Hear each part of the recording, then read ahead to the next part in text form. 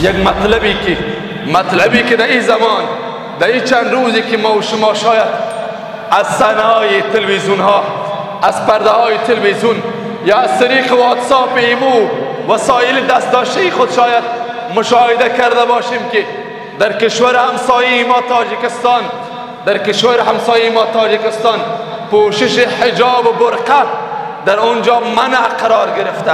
یعنی حجاب اسلامی از طرف بالاخره حکومتداران و مجلس پارلمان از اونا قانونی را تصویب کردن که باید پوشیدن حجاب در سرزمین بالاخره تاجیکستان منع قرار بگیره. حجاب را منع قرار دادن. فرزندان تاجیکستانی با غیرت از پهلوشان صدا بالا میکنه که علمای افغانستان و جوانان افغانستان باید صدا بالا بکنن. بیاین عزیزان و سروران من، از صدر اسلام تا به امروز دشمنی با اسلام شروع بوده، مخالفت با اسلام شروع بوده، ولیکن یریدون لیطفئوا نور الله بافواههم والله متم نوره ولو کره الکافرون. حضرت آسیه زن فرعون است. در مقابل ظلم و شکنجه های فرعون استاد میشه، در مقابل ظلم و شکنجه های فرعون استاده میشه. میگه الله را طلبان هستم، الله را میخوام. بالاخره در نتیجه در زیر ظلم و شکنجه های فرعون و فرعونیان حضرت آسیه جام شهادت را می نوشه. یا ربی، حضرت آسیه صدا میزنه رب ابن لی عندك بیتا فی الجنه و نجنی من فرعون و عمله. ای پروردگارا، مر از گیر فرعون نجاتم بده، در پهلوی خود بری خانه بساز. بالاخره حضرت سمیه در زمان صدر اسلام است. نو پیامبر بزرگ اسلام صلی الله علیه وسلم را قبول کرده. زن صدر اسلام از بین پایش دو شق میشه، پاره میشه، اما اسلام را رها نمیکنه.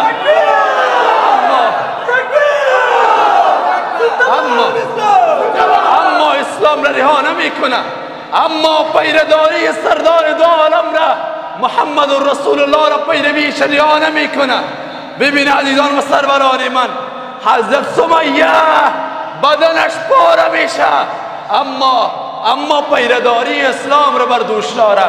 حضرت معتصم بالله را زمانی که اسپانیا اشغال میشه، یکی از دختران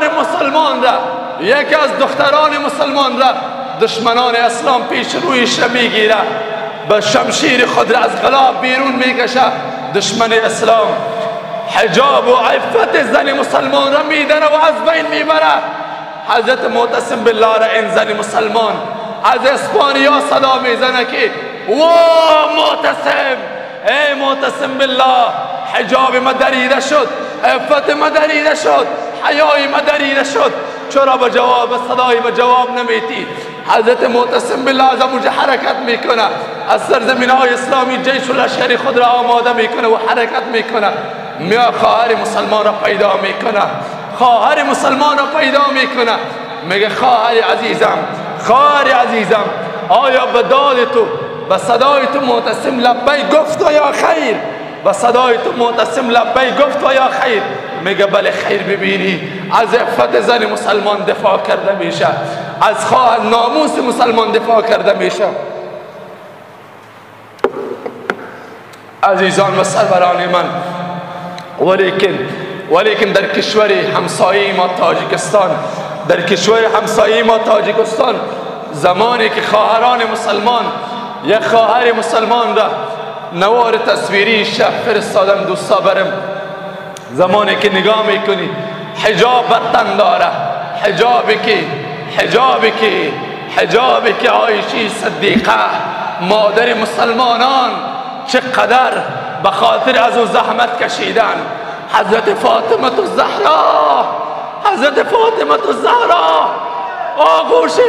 آغوش سردار دو عالم، از آغوش سردار دو عالم بالا میشه، حجاب بر تن داره، خاک و گرد چهره های رسول الله را به خاطر پاک کردنش حجاب را مراعات میکنه، ولیکن اون خواهر مسلمان ما در تاجیکستان با حجاب